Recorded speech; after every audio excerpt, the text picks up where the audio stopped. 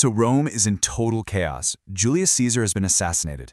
And in that power vacuum, a new group of rulers is stepping up. We're going to take you inside the very first, very secret meeting of the men who are about to control the entire Roman world.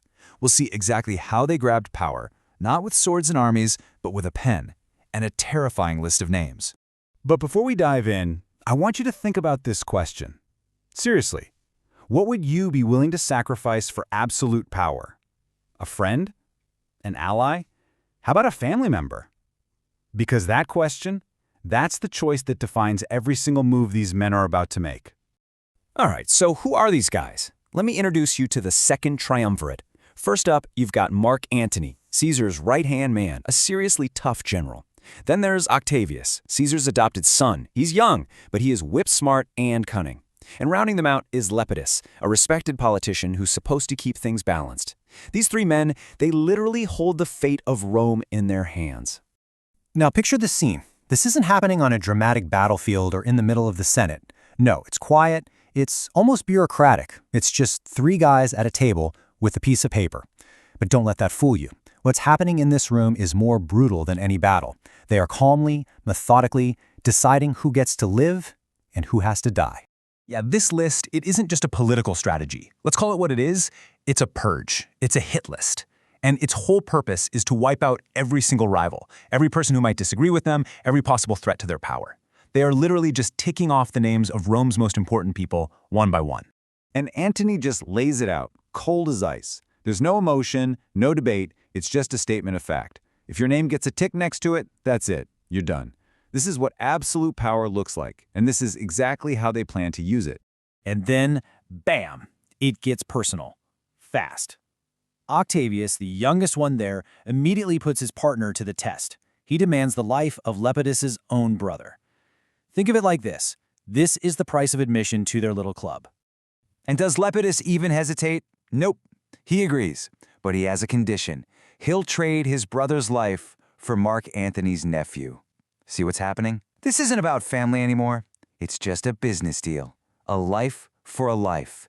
The coldness of it it's just staggering. So what does Antony do? He just ticks the name. He won't live. That's it. With a simple flick of his wrist, his own nephew is condemned. Right then and there, it becomes crystal clear. For these guys, family isn't a bond. It's just another bargaining chip to be cashed in for power. So, they've just made this pact sealed in blood. You'd think they're all in this together, right? Well, think again. Because the cracks in this alliance start showing almost immediately, especially when it comes to how they really feel about Lepidus. So Antony sends Lepidus out of the room. Go fetch this document, just a simple errand to keep him busy. But you have to watch what happens the second that door closes. The whole vibe in the room changes, and we're about to find out what Antony really thinks. And this right here just lays it all out. When Lepidus is in the room, he's an equal, one of the three guys who are going to carve up the world. But the second he's gone, he's a lightweight. He's nothing. He's totally disposable. The hypocrisy is just breathtaking. Yep, those are Antony's actual words. The man he just made a life-or-death deal with, in his mind, he's just an errand boy. He doesn't see Lepidus as a partner at all. He sees him as a placeholder, someone to use for a little while and then get rid of. Now, Octavius pipes up, but he's not defending Lepidus out of loyalty. Oh no, Octavius is just being practical. He's basically saying, look, I don't care if you like him, but he's a good soldier and we can use him. It's a purely strategic move. And Antony's comeback? Honestly, it's one of the most brutal, dehumanizing lines you will ever hear. He compares Lepidus, a Roman general, his supposed partner in power, to his horse. Just an animal that's useful, sure, but is ultimately just property that you feed and command.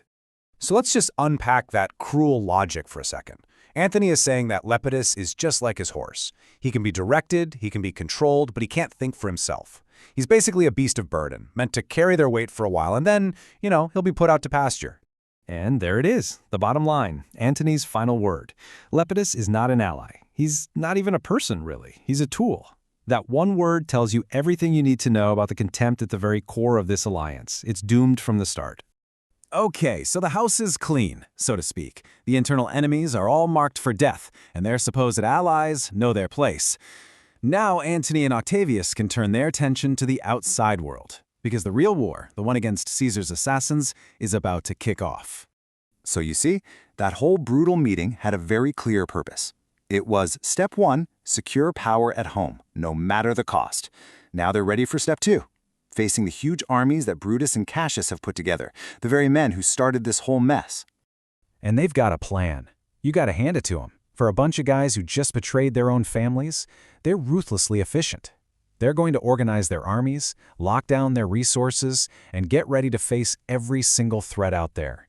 For now, their common enemy is the only thing holding them together. But let's be real. We've just seen exactly what this unity is made of. This whole new power structure is built on a foundation of pure paranoia, ambition, and betrayal. It's an alliance built on sand. It's just waiting to collapse. And Octavius just hits the nail on the head here. He knows they're surrounded. And he knows that the most dangerous enemy might not be the one on the battlefield, but the one smiling at you from across the table. There is zero trust here. None. So what's the big takeaway from all this? This triumvirate, it's not a team, it's not a partnership, it's a temporary ceasefire. It's a cold, calculated pact between men who have already proven they will throw anyone, family, friends, each other, under the bus to get what they want. Which, brings us right back to that first question, but with a twist.